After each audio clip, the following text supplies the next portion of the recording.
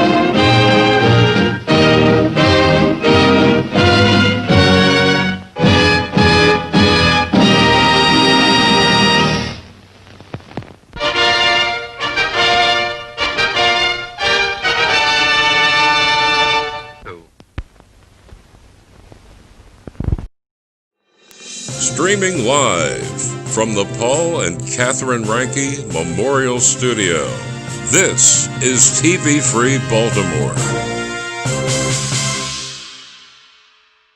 Support for TV Free Baltimore comes from viewers like you. Become a TV Free Baltimore member by visiting patreon.com/TVFreeBaltimore. One day through television, the entire world will stream into our living rooms with the velocity of light.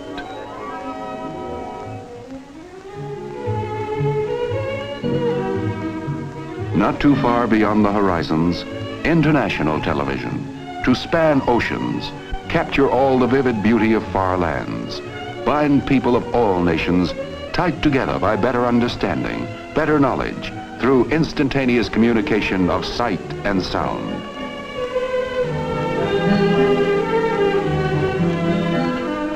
I think it's been quite long enough since we had a live stream on YouTube, and we have a lot to catch up on, so let's get started. Topic 1. Facebook begins censoring sources of local information right here in Baltimore. Facebook censored TV Free as we live stream the Maryland Road Rally to reopen Maryland. And according to the Baltimore Post, they've been censored several times recently because they are a conservative media corporation.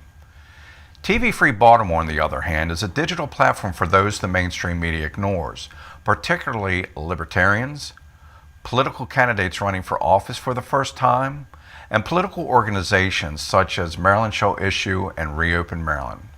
The mainstream media has very little, if any, interest in those that come through our doors to discuss the topics which most concern our guest. And be assured, no one comes through our door and advocates burning, looting, or murdering for any reason, particularly for political reasons. Here's an example from TV Free Stream that Facebook shut down. Hi everybody, I'm Evie. I'm back with Reopen Maryland. We are live streaming our Cross Maryland State Rally today. And with me is Jim. He's another co-organizer of Reopen Maryland, and he's actually in the caravan driving down to Kent Island and on his way to Salisbury. Jim, thanks for being with me right now. Give us an update, Jim, where you are, what you're seeing, what's going on. Where are you and what's happening? That's all we asked the protesters as they drove from Frederick to Salisbury.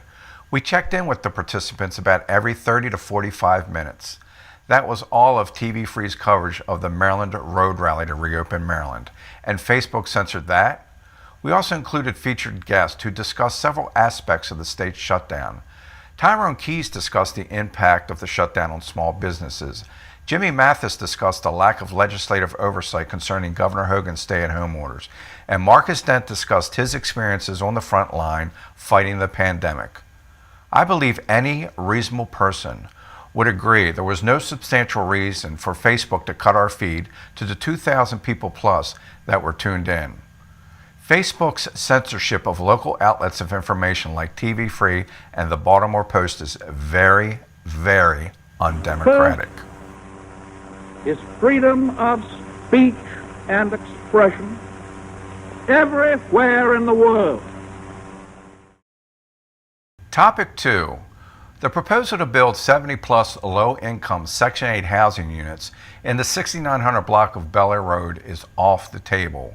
We reported this situation back in February, and the developers met with the community on March the 10th, and it became obvious to everyone the community was dead set against the idea. Furthermore, it appears the county is going to change the zoning to exclude this type of proposal in the future. With that said, let's get on with tonight's stream. We have 4 shows for you this evening. The first is an interview with a former Baltimore City homesteader and former City Council candidate, Adam Meister.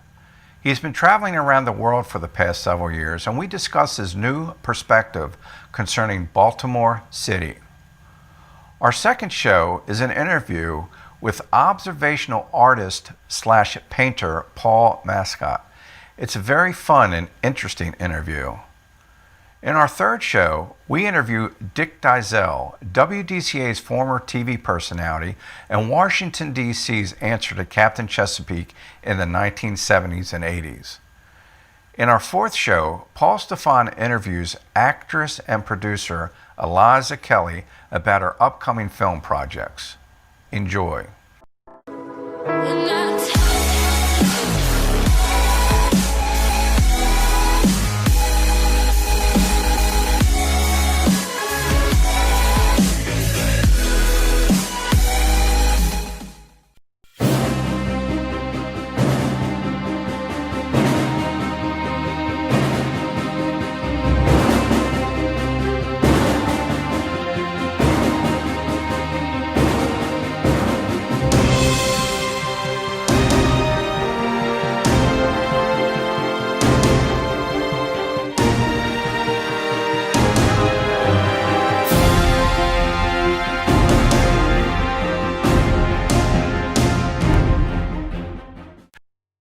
Sebastian Sassy, this one's for you.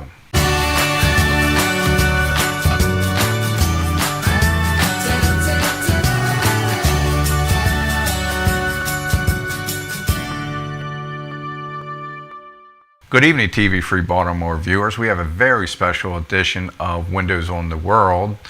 We have somebody that flew into Baltimore this evening. He's only going to be here for a short time, but he's been bouncing around the world for the past few years, and we certainly want to hear about all his adventures.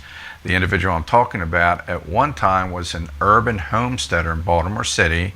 He became a community advocate for the community of Reservoir Hill, and he ran for Baltimore City Council in 2007 for District 11. And our special guest tonight is none other than Adam Meister. How you doing, Adam? I'm great. Thanks for having me on. Well, hey, I'm delighted to see that you're back in Baltimore, a place that I wish you spent more time in, but we really want to get your perspective on a lot of things. But first, we're going to start about your perspective on Baltimore City. Since you have been jet-setting around the world for the past few years and living in different places, you've got a whole different perspective than somebody that was just living in Baltimore City like you were for a number of years and being an urban homesteader. And the last place that I can remember that we did anything at was in April of 2012 at the screening of Fleeing Baltimore. I want to give the viewers a little bit of background on the documentary Fleeing Baltimore. We had a screening in April of 2012 at the Creative Alliance, and for the screening I reached out to everyone on the City Council.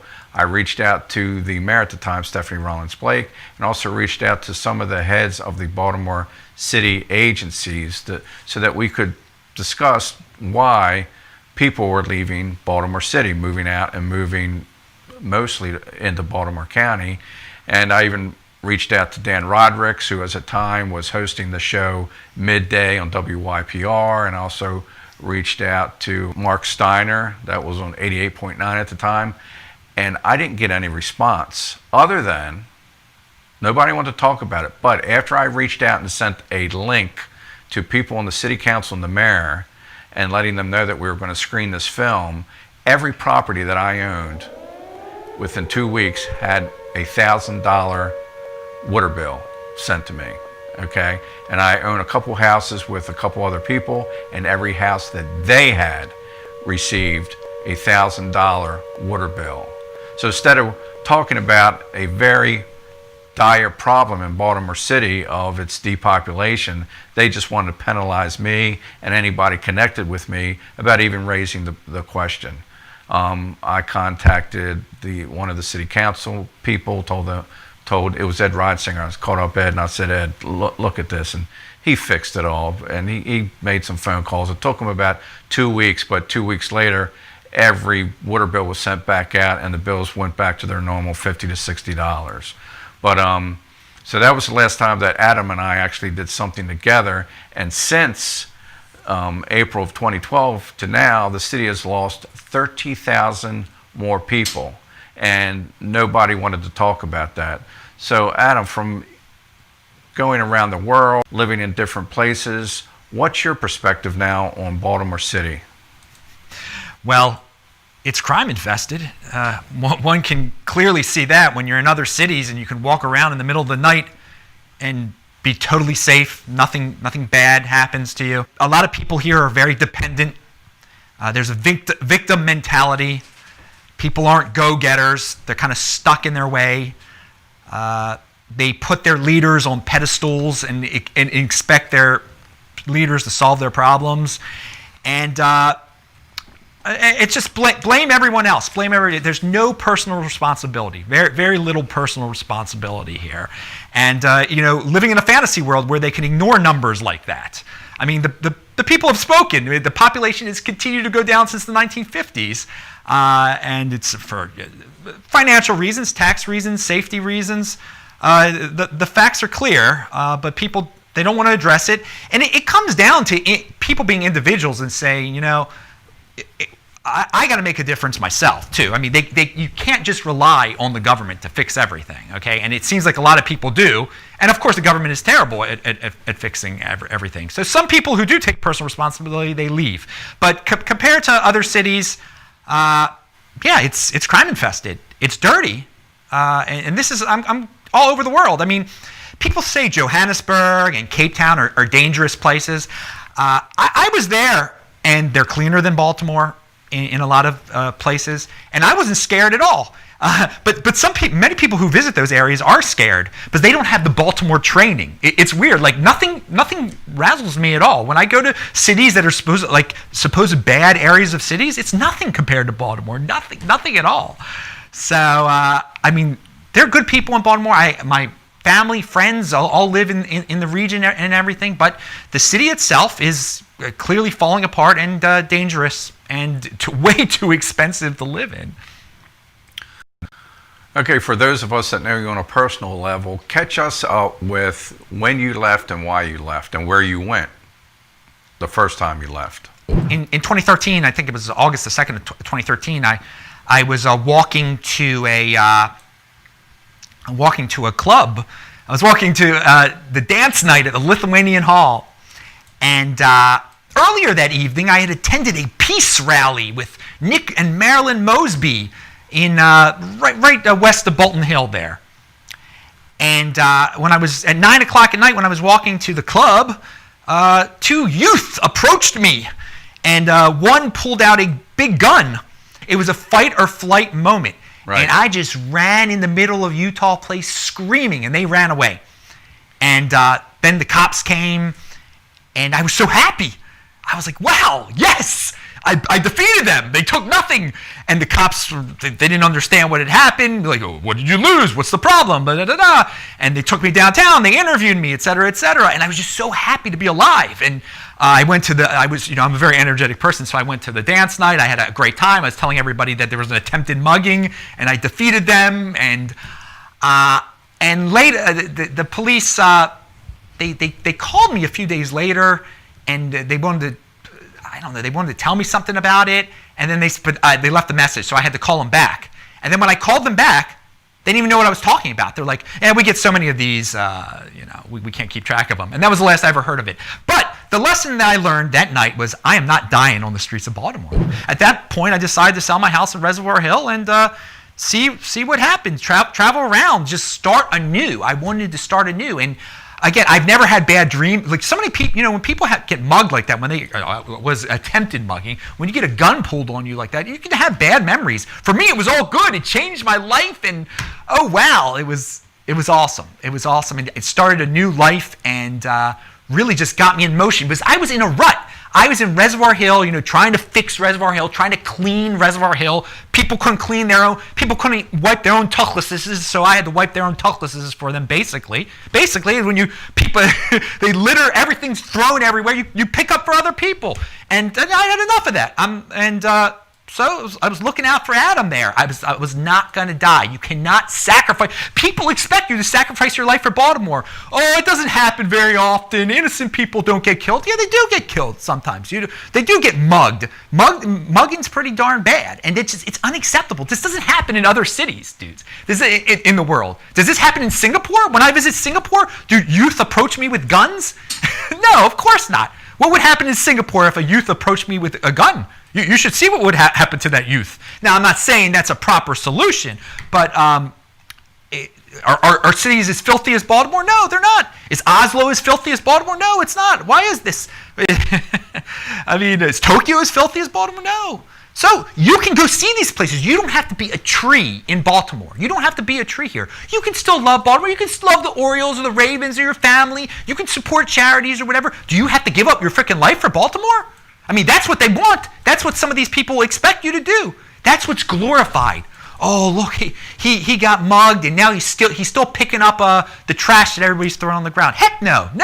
You got to look out for yourself, dudes. And man, it has been an adventure. It has been an adventure. And aim for success. Don't aim to be a freaking victim. Everybody in Baltimore City wants to be a freaking victim. Oh, I'm poor. It's Bill Gates' fault. It's this person's. Why is that person so rich? Who cares about income inequality? Improve yourself. Who can? What's it matter to me if Bill Gates is a billionaire? What's it matter to me if the people in Homeland are so rich? What's it matter?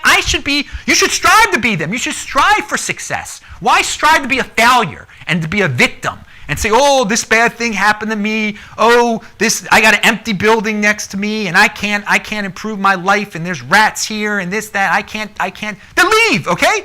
If it sucks so much, then leave. Stop being a victim. But in today's society, victimhood is glorified. In today's society, personal responsibility is the new counterculture, and I'm proud to be part of that new counterculture, baby. I couldn't agree with you more, because at TV Free Baltimore, we talk a lot about freedom, First Amendment rights, Second Amendment rights, but what we also talk about here is that the flip side of freedom is responsibility, personal responsibility, and not government dependence or expecting somebody else to make a change. And I know your character, and both you and I were on the streets for years in Baltimore City, trying to be self-reliant within the communities that we were in, trying to clean up the streets ourselves, working with the government. And I completely agree with you that there's too much of the victim mentality in Baltimore City, and there's too much of the lack of understanding that the flip side of freedom is responsibility. So when you left Baltimore and Maryland. Is that correct? Yes. Okay, and where did you go to? I was in LA for a while. I stopped by, I started traveling around the world, basically. But I was in LA for a while. I visited Brooklyn for a while. But I can name all the places I was at around the world or around the United States if you want me to. I've been so many places: Australia, Israel, Norway, Sweden, Japan, Singapore.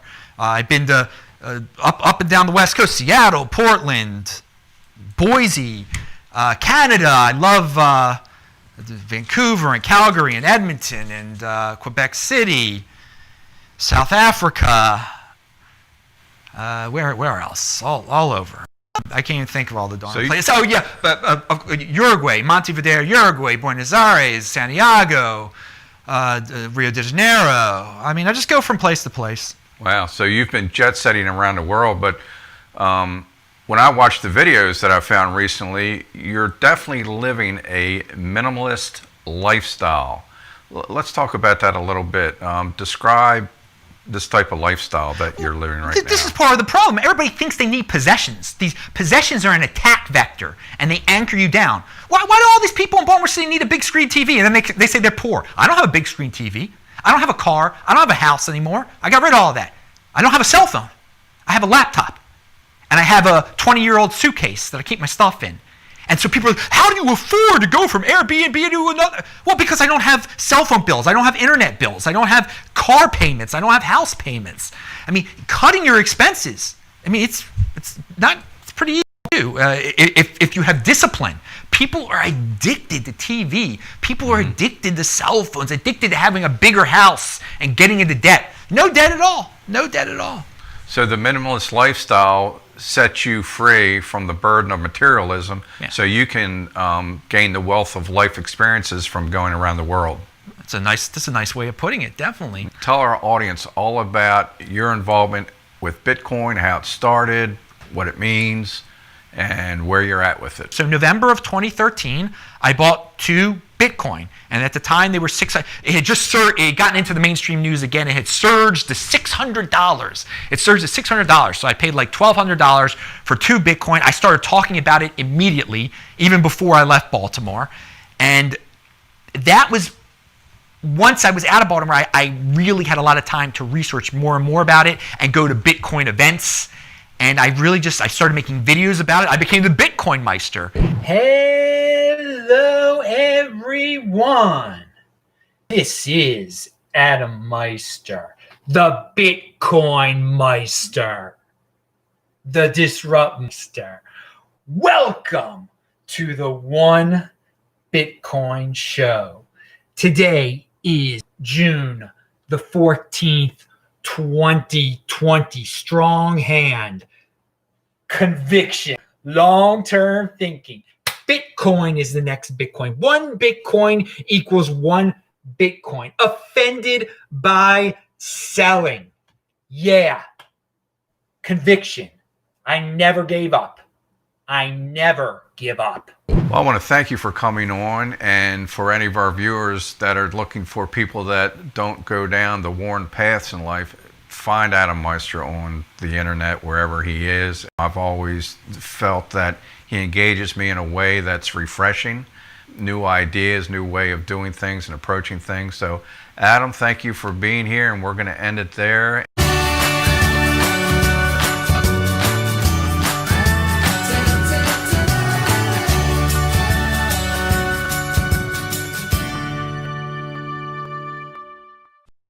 In all of freedom's history, there has never been an organization quite like the National Rifle Association of America. No other people are so alert, so vigilant, so unafraid to take a stand and go out and fight for what's good and right.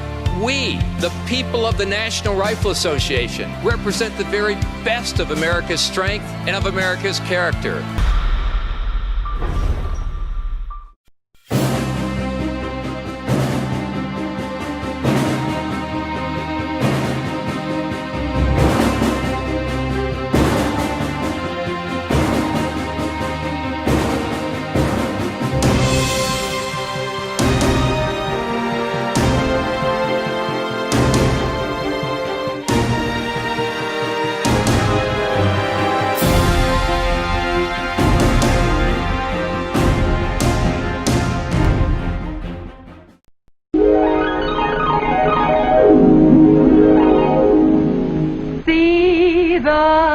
USA in your Chevrolet. America's asking you to call. Drive your Chevrolet through the USA. America's the greatest land of all. On a highway or a road along a levee, performance is sweeter, nothing can beat her. Life is completer in a Chevy. So make a date today to see the USA. See it in your Chevrolet.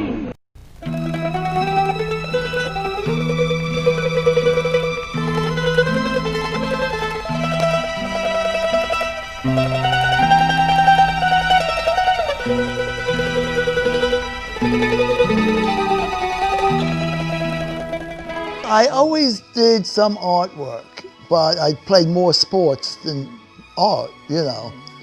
But I tried for Cooper Union, which is a scholarship school, one of the best art schools in the nation.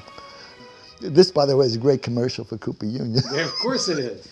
They'll pay you. Yeah, so yeah, I went to Cooper Union for 3 years. It was only a 3-year school at that time. Now it's 4 with a degree. And then after that, I took my master's at Yale. You could get into Yale if you went to Cooper Union because already you were selected. And so I got my MFA at Yale, went to Cincinnati to teach in the Art Academy, and then came to Baltimore in '66 to join the MICA. Right. It used to be called the Maryland Institute. Right. Then became Maryland Institute College of Art, Right. and now it's MICA. Right now I'm mostly observational artist, but I've gone through phases of abstraction and conceptual, like I make up every figure out of my head on the canvas. So I went through different stages. One of my biggest muses and most lovely muses is myself. Oh, okay. So you Because, amuse yourself. yeah, because at Yale, especially in the last year, when I'm going for my master's review, I got into self-portraits. And the self-portrait, I would do the self-portrait not to think about who I was looking at. I was convenient. I was in the, every time I looked in the mirror, there I was. Right, You exactly. know, so I used myself, my image, to get to understand what painting is. So the first number of paintings at Yale was going through the portrait, but understanding what painting is, not understanding what the portrait is. However, I still wanted a presence at every painting, you know. So I really, a lot of my painting themes have been devoted to the self-portrait. At a certain point, the portrait became multiple heads, usually me, multiple me, but they would be much more abstract. And then they became iconographic, which means that they had a kind of scenario to them. And there'd be large paintings, like those paintings over there, pretty large, and they're kind of, they're called iconographic self-portraits. Like one of them, I have a large head of myself, and there's a figure here, and then there's a number of things involving breast. I call that gestation, lactation self-portrait. The gestation was there was a placenta in my head, which is my son being born. My son was just about to be. This painting took a year, by the way. It was on the wall. That was the gestation of the painting. Yeah. A whole year. Well, that's true. Instead of 9 months, I spread it. A year. And the lactation, obviously, with the breast. And the middle figure was just a kind of stray, I guess she was a nude. The hierarchy of the iconographic paintings was the self-portrait, the not self, many times women, and then the deity. And I'm not so sure the one I mentioned had a deity in it. All the other ones seemed to. I saw this person leaving the building, this building, and she had a harp. This other guy was with her. So I asked him about her, and she had commissioned him to do some photographs of her. So then I got her number, and in about 3 months, she was posing here in my group, playing, I forget what the great thing is to play on the harp that she's been asked too many times to play. I forget the thing, but you know, you had her right here, and you had a whole group working from her, and it was really nice. When you have a musician playing, the musician is interesting. The way the hands are playing is interesting, but I really also love doing the instruments, you know. So, and you know, I play the piano by ear. I did one painting of a person with the piano. That left me. But anyway, in getting them in a convincing position of playing, it's almost you have the movement, you know. I know she's like waiting for the orchestra leader to give her the tip where she be start. The cellist. Yeah, but you know, it's funny. I had a model at the Institute, and she didn't have very good habits. She was not a pleasant person, but I saw her juggling in the corner. So I said, I forget her name now. I said, well, can you juggle during the pose? And she loved it because she loves juggling. Right. And after that, and I actually did a few paintings of her with the students juggling. And that was the one time I definitely went after the motion, you know. I usually begin with, now with a monochromatic, but a kind of a gestural drawing or painting, gestural. And the biggest problem I have is getting everything in place. If you don't get everything in place and you start to paint the painting, you do some good painting, next thing you know, to change the whole thing. Right. So that's one thing in the back of your mind, that it's self-protection. Try and get it all in. Right. So you're doing a tonal work. But other times I just go right there. In fact, sometimes I teach the different ways of beginning. One would be monochromatic. Another would be a lift-off. I forget exactly what they call that, even though I've taught it for 60 years. But and another way, however, would be you choose disparate colors, not ones you would match, and begin the painting with those disparate colors. And that puts you in a whole new territory. So I do all those things. So sometimes I feel like this, and sometimes I ask myself, what color do you feel like? You know? So if I begin a painting tonally, I'm dealing with the light and dark, shadow, whatever, the different tones, Right. which is what you usually see. You see in terms of the light. But then on the other hand,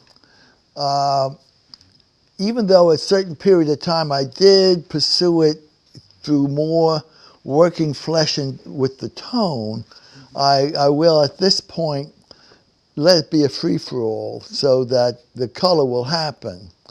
And with the one that I'm doing of the mandolin player, I have a out of control red at the bottom that I really want to remove a long time, but it's still remaining.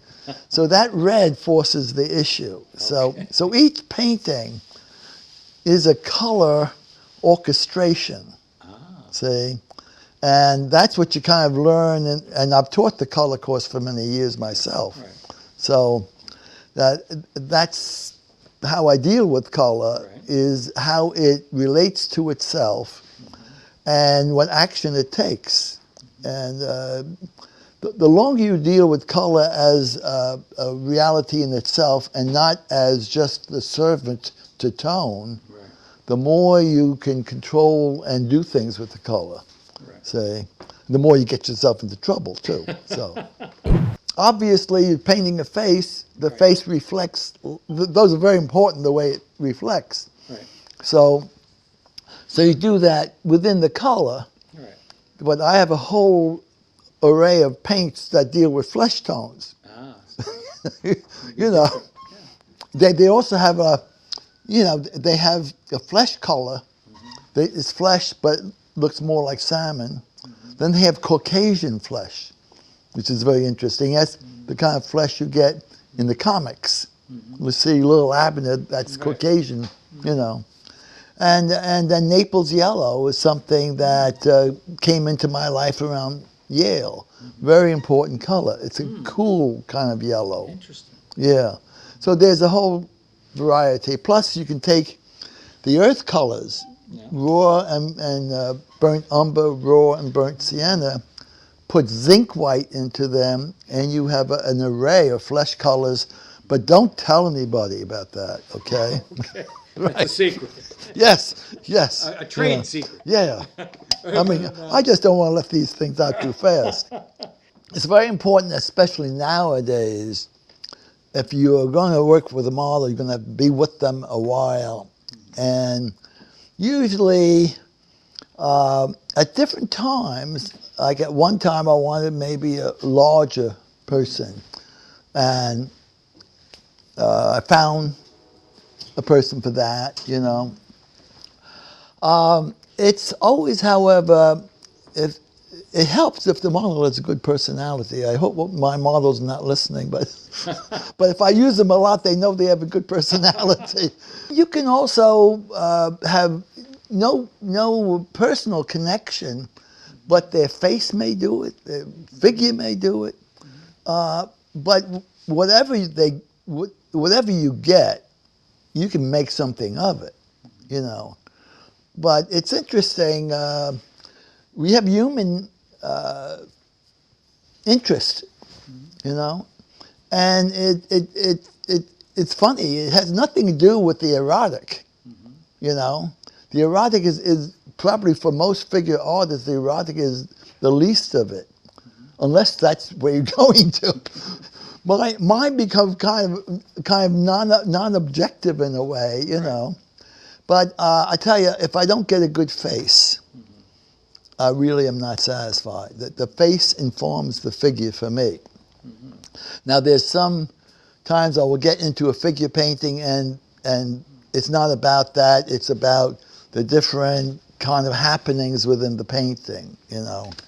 I needed a model, and so I saw that they were having a group of musicians playing. It was in the neighborhood. So I went there with the idea of hiring somebody, a musician.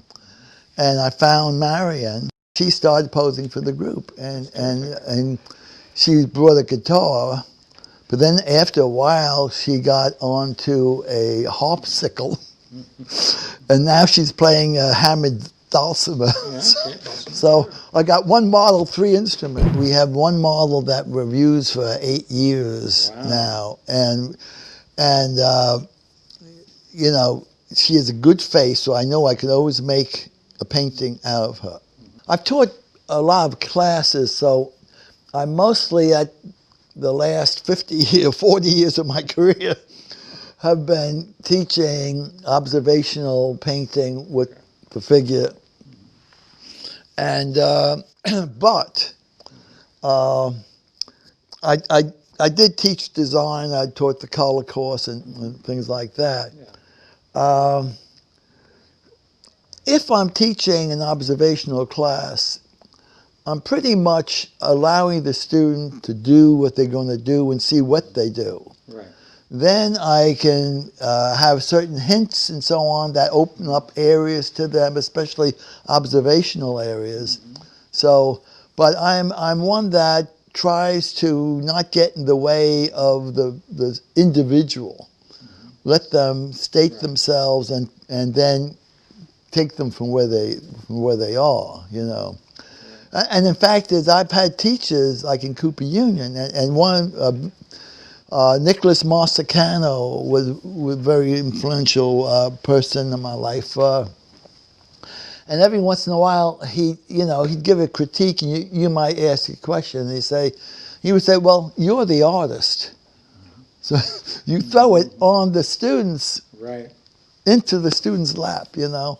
And I think it's important. They have to understand they have the control, right, or they're fighting for the control. So I want them and their painting to connect, and so they have this way of the process of dealing with the painting. And the more it becomes an individual process, the better they're off, you know. Right. So I agree. Now, are any of your paintings hanging in galleries or museums anywhere? Well, okay. The one of Fred Lazarus, who was the president of the Maryland Institute for some years, is hanging in the Lazarus building, which also houses all the master and senior painting studios. Mm-hmm. They have individual studios, right, which, by the way, I helped establish. At the Institute, I helped establish the independent programs.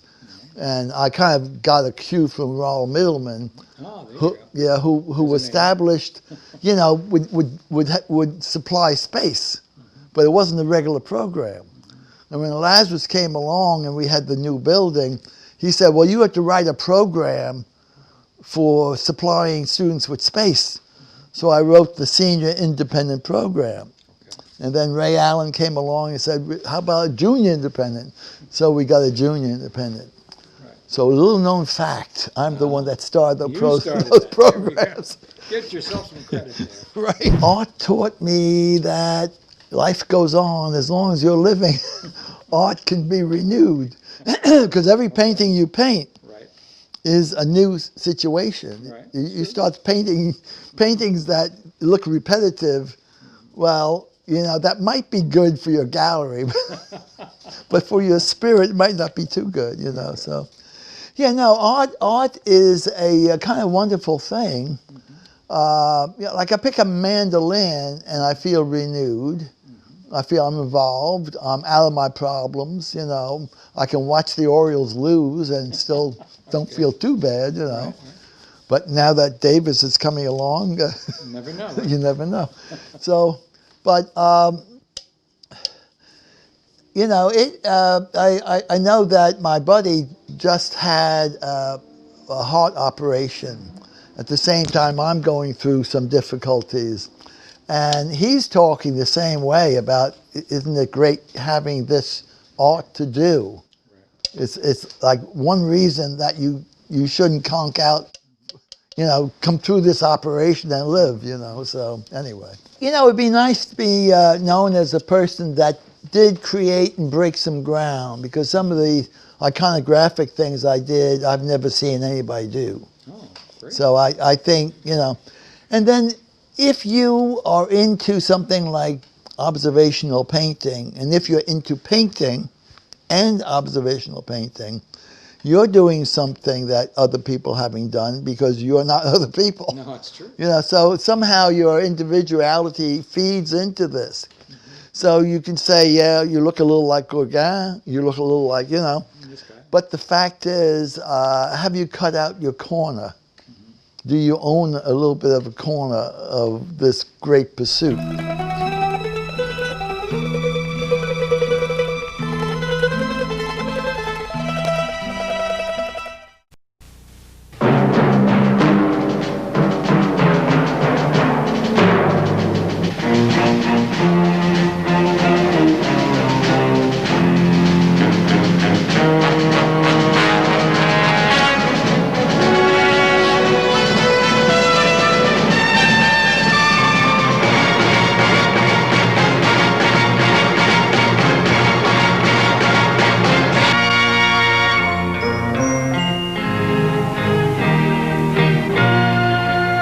Some people have a deep, abiding respect for the natural beauty that was once this country.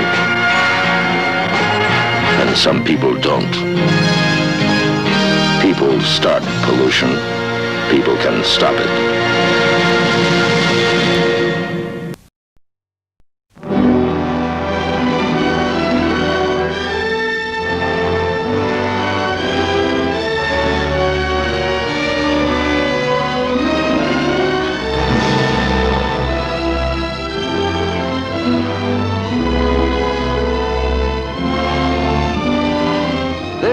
Howard Rourke, possessed of a great talent, but unwilling to compromise his ideals at any price. Dominique Francon, the kind of woman who could enslave any man except one.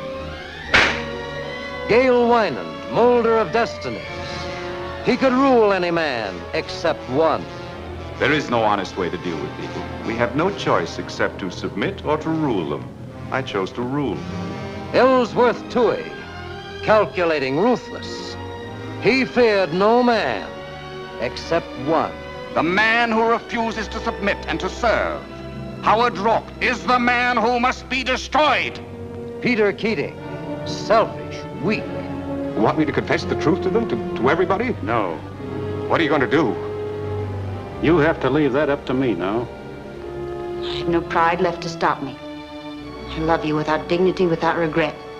Would it please you to hear that I've lived in torture all these months, hoping never to find you and wishing to give my life just to see you once more?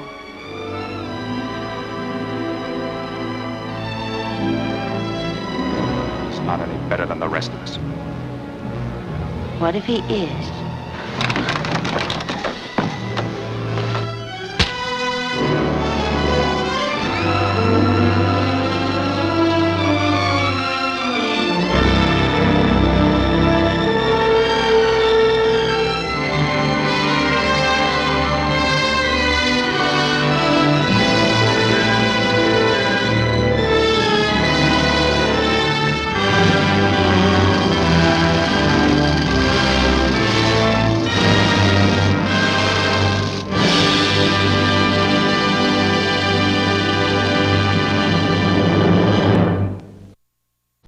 This is Gunhild Carling, and you are watching TV Free Baltimore.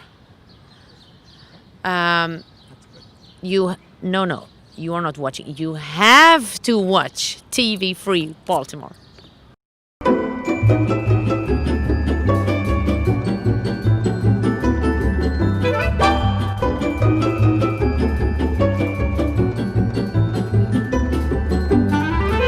If you grew up in Baltimore in the 1970s, I bet you can name this tune in 3 seconds.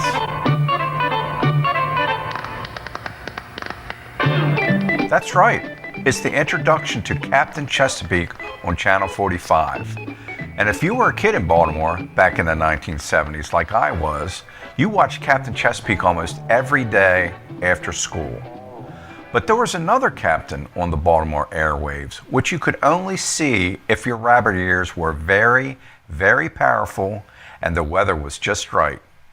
And that was Washington, D.C.'s Captain 20, portrayed by Dick Dyszel. Now, my first memory of Dick Dyszel, or Captain 20, was when a friend that lived 4 doors down said, "You gotta come see this." His father had just installed an antenna on their roof, and his TV could now receive television signals all the way from Washington, D.C. And that's the first time I saw Captain 20. He was talking to the Lost in Space robot. I was a huge fan of Lost in Space, and seeing Captain 20 talking to the Lost in Space robot is something I'll never forget. Now, you're probably not going to believe this, but Dick Dyszel still portrays Captain 20 occasionally. But more times than not, he portrays horror host Count Gore Duvall. Check this out.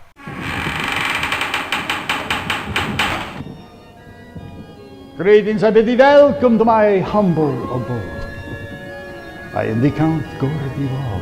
This week on my web program, I bring you a plethora of terrible things. No, terror. That's good. Anyway, we're going to start out with a short film. The short film is from a guy by the name of Cecilio the Chopper Martinez. Now, you're probably wondering how he does it these days. Well, he built a studio in his basement, and his wife does all the camera work. That's pretty impressive. We recently had the pleasure of interviewing Dick Dyszel, and here's what he had to say about his amazing career. My career has always been like this. Which way is the wind blowing? I always took the easy way out, and so far, nothing new. I mean, other than my Roku channel, which is kind of a new, it's more to get technological thing. I mean, I have this incredible library of material of hosted movies. We're still doing hosted movies on a regular basis. I have tons of interviews with celebrities, and I said, well, let's put these out there. This is my opportunity to have my own TV channel. I've already had my own internet show now for 20 years, so why not have my own channel? And Roku offers me this chance to put it on a television. So you can see me on a 70-inch LCD television. Back in 1972, long before Dick Dyszel had his own TV channel on Roku, WDCA Channel 20 hired him to host a kids show as Bozo the Clown. Here's a funny story Dick tells about one game called the Bozo Bucket Bonanza.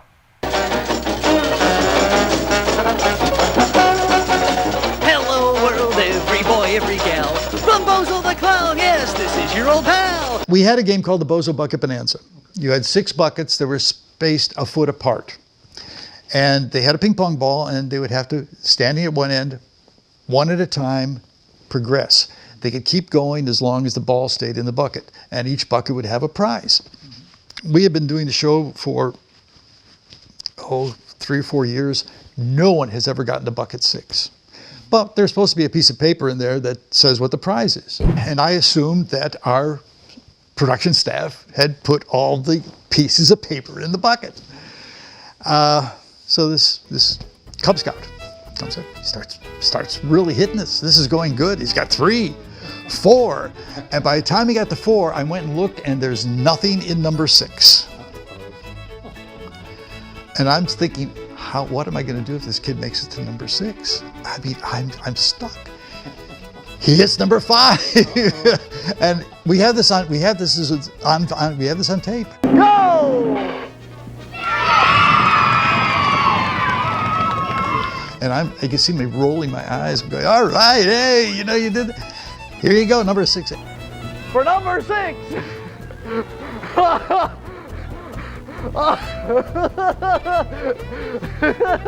On your mark. Get set. Go! And he hits number 6, and I just get on my knees, and I'm down on the floor.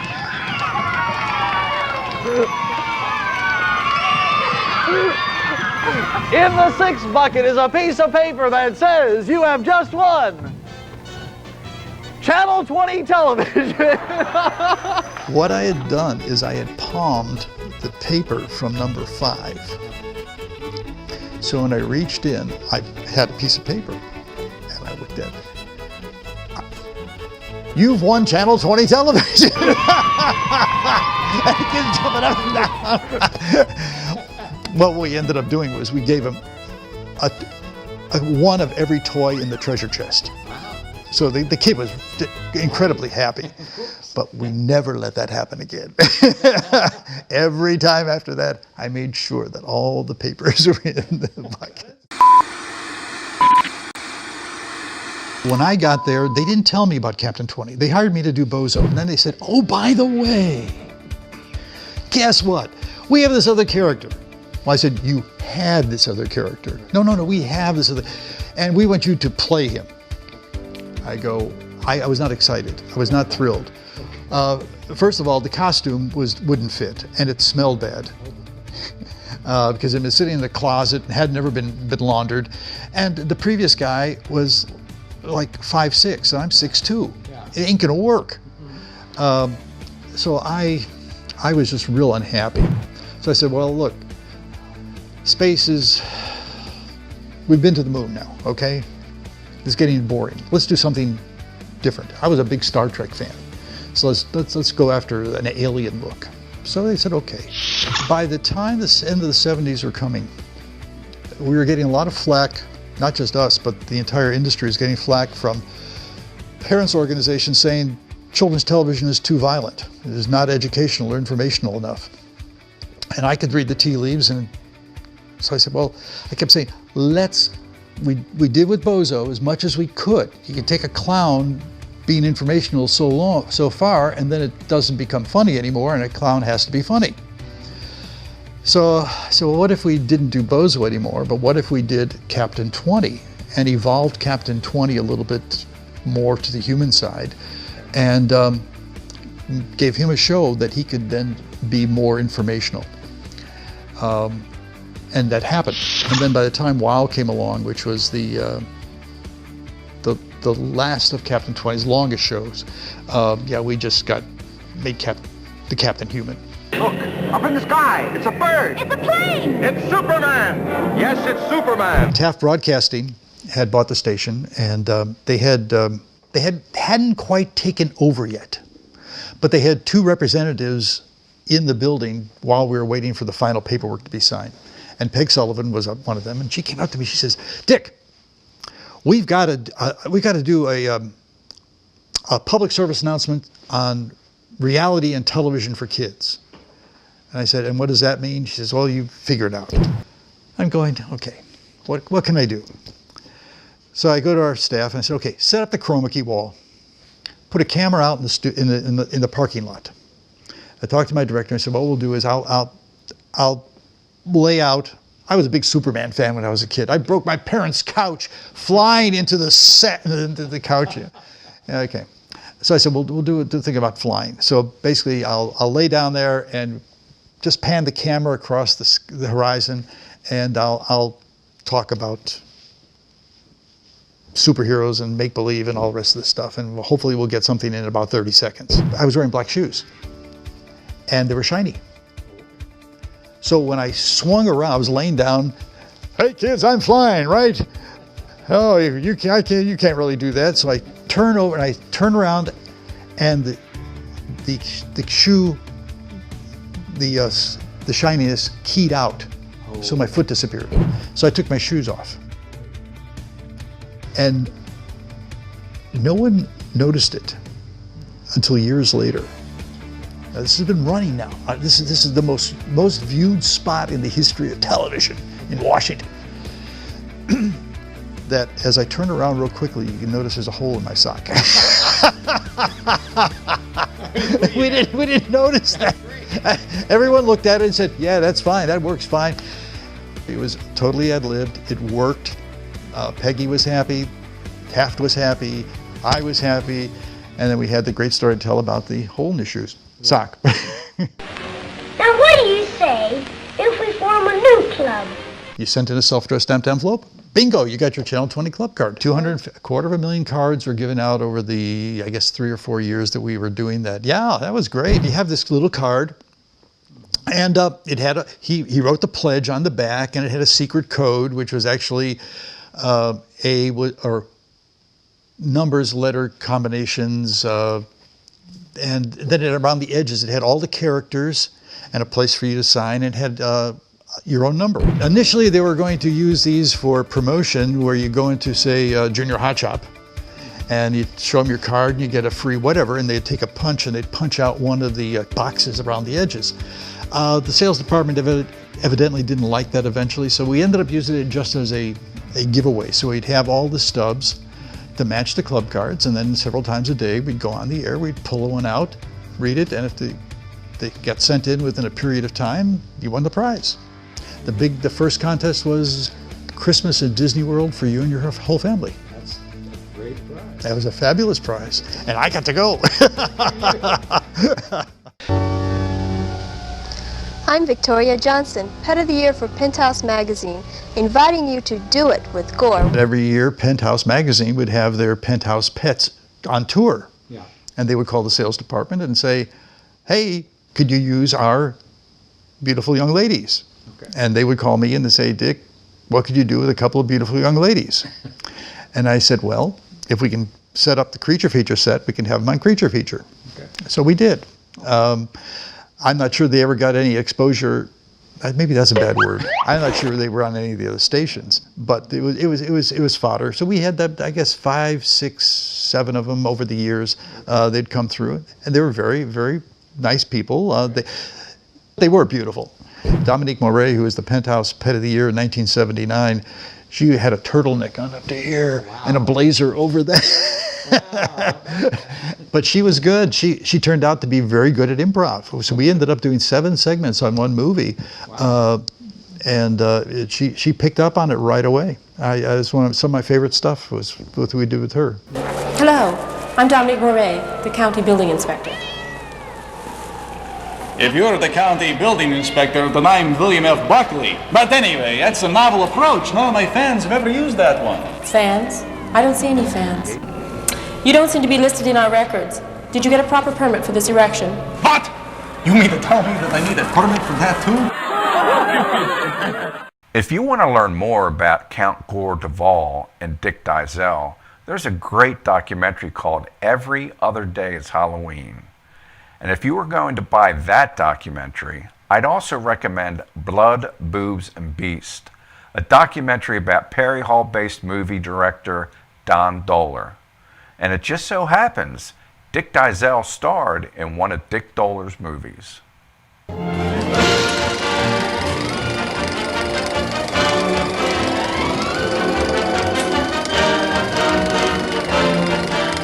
In 1975, 76, we were on Creature Feature, and a group of young filmmakers from Baltimore had come on. I don't remember how I got to know them, but they had them on the show, and they were making this movie called The Alien Factor.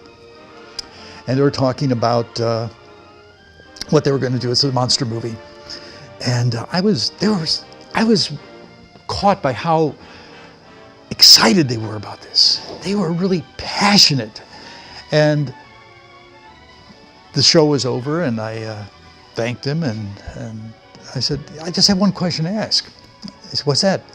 you know, you wanted to come on the show to promote it. Why didn't you ever contact me about being in the movie? And I've never done that before. But I was so excited because I felt I wanted to be part of this. And they kind of looked at each other and they said, well, we didn't think you'd be interested. Okay, I'm interested. And they went back and they rewrote the script to expand the part of the mayor. Now I want you to get cracking on this. And I want some answers, and I want them soon. The longer it takes to solve this, the more the chance of something leaking out. And I won't have any bad publicity. The funny thing about the film, and it was great, it was a bunch of incredibly talented and wonderful and again passionate people. And I think the film, it's not terribly great, but it shows a lot of heart, and I think that's why it's held up over the years and has actually quite a cult following.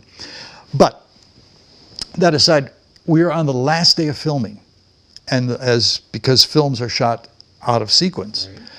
This was the first part where the mayor shows up. Oh, okay. And it was a cold day, it was a cloudy day, it was a windy day, really windy day, and I was freezing. Anyway, so I've got like 4 pages of dialogue. That's a lot. That's a lot. This is the most dialogue I have in the film.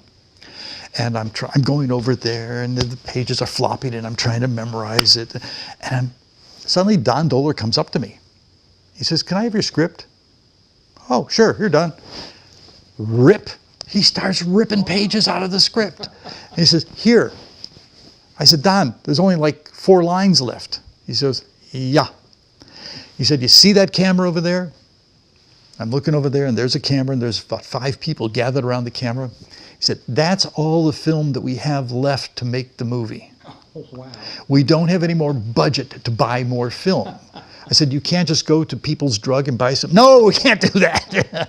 He said, "So one, we need to cut some lines, and 2, we need to have you make sure you get them right the first time." Morning, Jack. Hello, Bert. Rex Walker, huh? How's Mary Jane? She's in shock, but she'll be okay. She say anything about what happened? Shock, Bert. She didn't say anything. Oh, right. What about Rex? How bad's the body? Pretty bad. Must have been some kind of big animal. Apparently, he and Mary Jane were parked out near the river. Doesn't make sense that an animal would attack them in the car. But whatever it is, you and Pete better get out there and find it. No pressure. So we got it done. And my acting is so stilted in that it's pathetic, but that's okay. It was the first time out. I hope you've enjoyed the show. Here's Dick to tell you where you can find him today. Captain 20 has his own page, captain20.com, which is the whole history of Captain 20, including the first 2 men who played him, and right up until the Captain 20 left the airwaves. Countgore.com. That's Creature Feature, the weekly web program where we have hosted horror movies, hosted short films by up-and-coming filmmakers, book reviews, movie reviews, contests. Okay. And then lastly, the Roku channel, Count Gore Duvall Presents. You just put that in the search engine, go to Roku, go search, Count Gore Duvall Presents. It'll say, "Oh, you want to add this channel?" You go, "Yes," and you can add it every month. 4 feature films, 4 celebrity interviews, 2 outstanding short films. Can't go wrong. And guess what? It's all free. Okay, what else we got? That's it. Hi, this is Cindy Williams, and you're watching TV Free Baltimore. Hi, hi, I'm Dawn Wells, and guess what? You are watching TV Free Baltimore. Objectivism. It's a guide to living here. Developed by this writer. Wondering who needs a philosophy? She answered that. To deal with real life, we need a view of the world and our place in it. Now, some people have strong opinions on objectivism. It's a philosophy that's controversial because it advocates selfishness and says altruism is evil. But we'll get back to that. Rand's philosophy looks something like this. It starts with the idea that reality is objective, The universe is what it is, not what we want it to be. And wishing otherwise won't make it so. Next, it states that our reason is all we have and all we need for understanding the world around us. And if reason is an absolute, you can't accept contradictions. It also says your highest moral purpose should be the pursuit of your own selfish happiness. Now, selfishness can be misinterpreted. It doesn't mean exploit others for your own gain. It means realize your highest potential by pursuing rational ends and live in harmony with others by respecting their right to their own life and happiness. The result of this philosophy is a life of reason, purpose, self-esteem, a philosophy for living on Earth. If you know that this life is all that you have, wouldn't you make the most of it?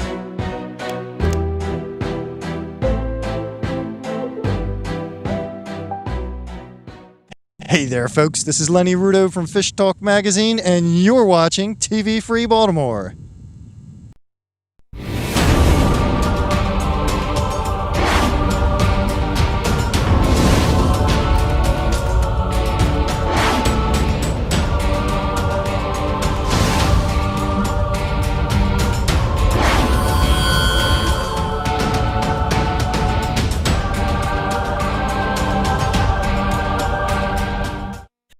Hey guys, Johnny Alonso, and you're watching TV Free Baltimore.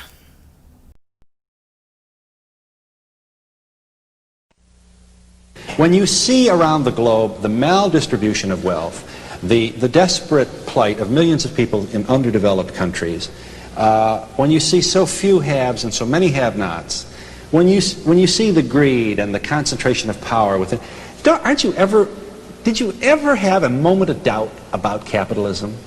And whether greed's a good idea to run on? Well, first of all, tell me, is there some society you know that doesn't run on greed? You think Russia doesn't run on greed? You think China doesn't run on greed? What is greed? Of course, none of us are greedy. It's only the other fellow who's greedy. The world runs on individuals pursuing their separate interests. The great achievements of civilization have not come from government bureaus. Einstein didn't construct his theory under order from a bureaucrat. Henry Ford didn't revolutionize the automobile industry that way. In the only cases in which the masses have escaped from the kind of grinding poverty you're talking about, the only cases in recorded history are where they have had capitalism and largely free trade. If you want to know where the masses are worst off, it's exactly in the kinds of societies that depart from that. So that the record of history is absolutely crystal clear that there is no alternative way so far discovered of improving the lot of the ordinary people that can hold a candle to the productive activities that are unleashed by a free enterprise system. But it seems to reward not virtue as much as ability to manipulate the system. And what does reward virtue? You think the communist commissar rewards virtue? You think a Hitler rewards virtue? You think, excuse me, if you'll pardon me, do you think American presidents reward virtue? Do they choose their appointees on the basis of the virtue of the people appointed or on the basis of their political clout? Is it really true that political self-interest is nobler somehow than economic self-interest? You know, I think you're taking a lot of things for granted. And just tell me where in the world you find these angels who are going to organize society for us.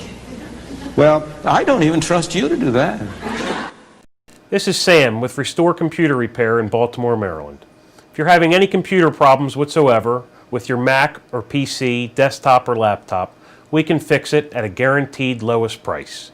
We're located at 8701 Harford Road in Parkville, Maryland, 21234. You can reach us at 443-725-5050. That's 443-725-5050. We're open Monday through Friday, 10 a.m. to 5:30 p.m., and Saturdays, 10 a.m. to 2 p.m. You can reach us at www.restorecomputerrepair.com. You're watching The Paul Stefan Show. on TV Free Baltimore. Hello, everybody. This is a at-home edition of the Paul Stefan Show due to the conditions that the world is experiencing. And as I mentioned on last week's program, my goal is to bring to your attention people that you should know about. And in my last several years of interviewing actors and actresses, I've met quite a few that are as good as anybody you see coming out of Hollywood. And today I am lucky to be with one of those people.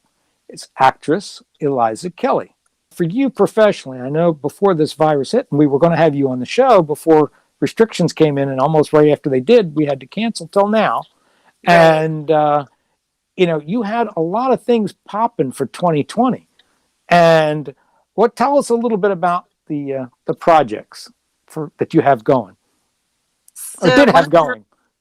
Yeah, well, they're still going.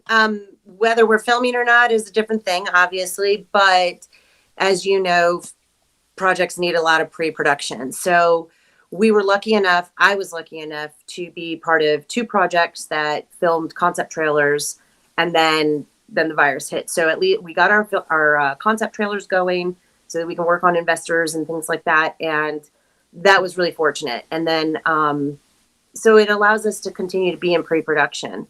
And one of those is Empath, which I'm working on with Johnny Alonzo and Renelle Golden, who's based out of Florida.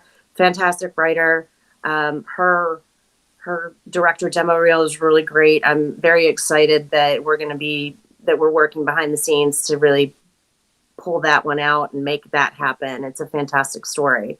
And then Elijah and George also still working on pre-production aspects. And again, had that concept trailer finished. So that was very fortunate.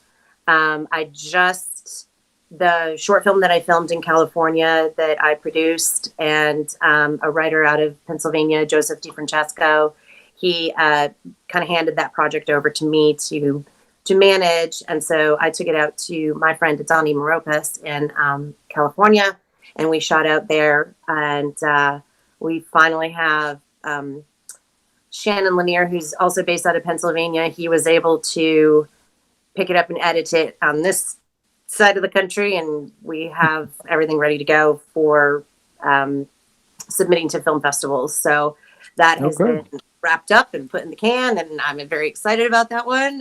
I'll be dropping some stuff on our Facebook page for that pretty soon, hopefully.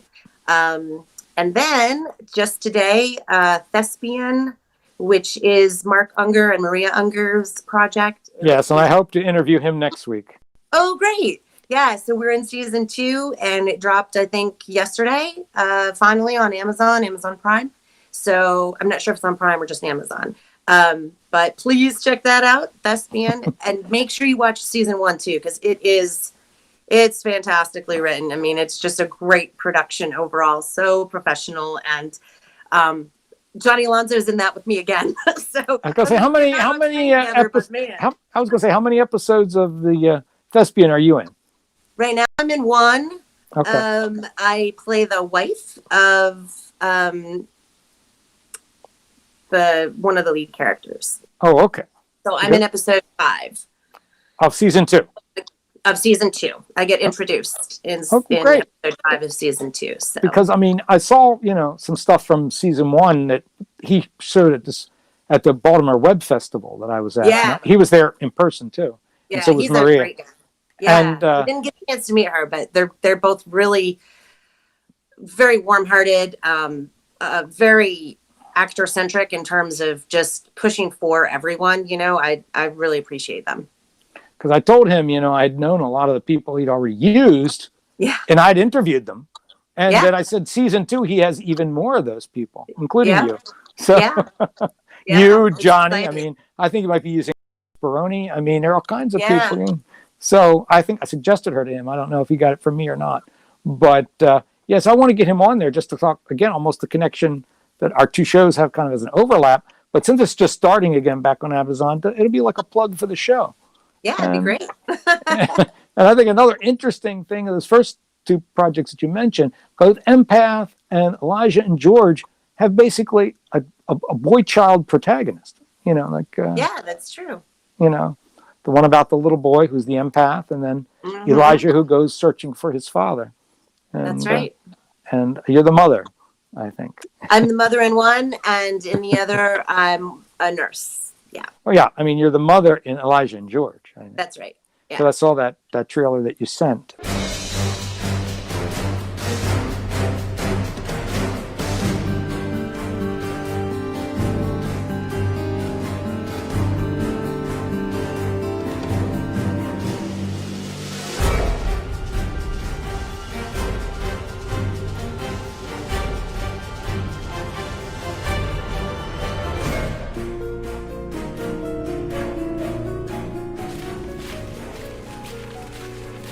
What's all this about now? All suspect local citizens whose loyalties attached with the militia shall be relieved of their provisions of livestock and other valuable properties. These goods are hereby and immediately requisitioned in the name of the king. But that's all our food.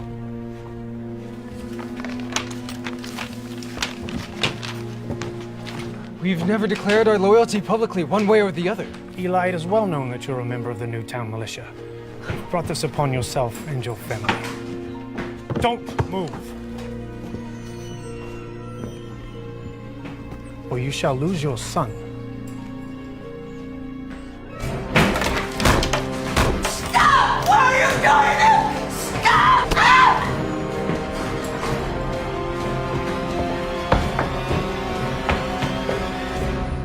Maggie! Mom! Another dramatic scene for you. You're good at those where you get to scream and holler. Yes. They say, "Oh, There's get Eliza." There's another one in production, A Lively Experiment, that is based on the producer of Elijah and George's ancestor, John Clark. Oh, okay. So, and it's about his entry into America and persecution, and it's 17th century. So Wow. really cool stuff happening there too. Well, it's perfect for you because people who watch don't know. It seems like Eliza likes doing historical projects. I love doing historical projects. How was it to shift to being a producer? I really hesitated. The first time I did a producer job was a few years ago. I have a director friend in Texas who allowed me to take her script, and I took it down to Georgia, and we filmed it in Georgia. So that was an interesting thing. I did not think I wanted to be a producer after that. It's a lot of work. I'm good at bringing people together. I'm good at the pieces of it, but it's, I just felt like, I just want to be in front of the camera.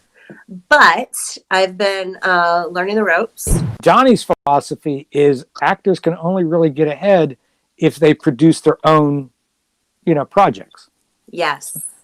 Joe DiFrancesco out of Pennsylvania. He has a lot of scripts ready to go, and we're kind of creating a little mini team in terms of getting that stuff produced. And, it's nice to have a close-knit team that you trust and that you can work with multiple times. Film family.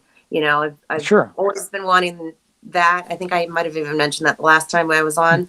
Would you want to do more theater or do theater again? Yeah, actually I did it in high school and I quit in college. So, and I came back to it. And it was all theater based. That's where I have my training. That is definitely my core training. I wouldn't if it was a professional production instead of a community production. I don't know though. I love the small snippets, especially because my life now kind of lends itself to that. The quick, everything's got to be quick and done and just have a little piece of it instead of the entire story all at once. You get to a moment a little bit longer and a little bit more. I know that sounds maybe like the antithesis of what theater folks say, but that they get to sit in rehearsals for, weeks on end and really learn the character. And while I do appreciate that, or used to at any rate, I love the fact that it's captured on film. It's there forever. I actually use a lot of my own material to get better. Like a lot of people say, oh, I don't like watching myself. I said, well, I like watching myself because then I can determine if I'm doing something wrong, if I need to correct, if I do something with my face that I'm not aware of, if I'm watching it and I see it over and over and over. If you watch some TV shows, you start picking up people's tics or the things that they do constantly. For the last question, what do you see as your post-pandemic future? My post-pandemic future, I see great wealth and opportunity for me coming along and creating more. I really do. So terrific. I wish you do. I'm sorry? I wish you do have this. Thank you. You're welcome. My intention is to create wealth in my life so that I can really move into that true producer side of things, to be that helper in the industry for the people that I know deserve a leg up, and just really create a space that I believe in and trust. And that's my goal. Okay, so you didn't say, like some actors might say, I want fame, or I want to do a Hollywood movie, or anything like that. I don't care about fame as the typical fame exists. I want my name to have enough leverage that it makes a difference in the circles that I'm in. And I do want to be in impressive circles, whatever that might mean. Thank you for being here. And I'm sure our paths will cross again. I know I'm long-winded. That's me too. But we'll have you back, I'm sure. And so thanks a lot. And thanks to both of you. I appreciate it. You're very welcome. And so, folks, this is the first of the at-home editions of the Paul Stefan Show, and got some really more interesting people coming up if I can get them on. And so I won't say, but I'd like to have maybe Mark Unger if I could next. So if he hears that, Mark, I'm calling you soon. And and so until the next time, this is Paul Stefan, and stay safe out there. Bye-bye. You're watching the Paul Stefan Show on TV Free Baltimore. This is my jump shot. Trash ball, I need pain. Everybody wins, let me show you how to play. Well, when you pick up some trash, pretend it's a ball, and then you throw it in the bucket, you're playing a trash ball. A jump shot hook, you gotta put it away. We're gonna play that trash ball every day. Come on, Baltimore, play ball and keep it clean. Hello, I'm Steve Darnall, the publisher of Nostalgia Digest, and you're watching TV Free Baltimore. Well done. The Despacito is on my shore, Maryland, my Maryland. His torch is at thy temple door, Maryland, my Maryland. Avenge the patriotic roar that fleck the streets of Baltimore, and be the battle queen of yore, Maryland, my Maryland. Thou wilt but cower in the dust, Maryland, my Maryland. Thy beaming sword shall never rust, Maryland, my Maryland. Remember Carol's sacred trust, remember Howard's warlike thrust, and always onward with the just, Maryland, my Maryland. This concludes another day of live stream broadcasting from TV Free Baltimore.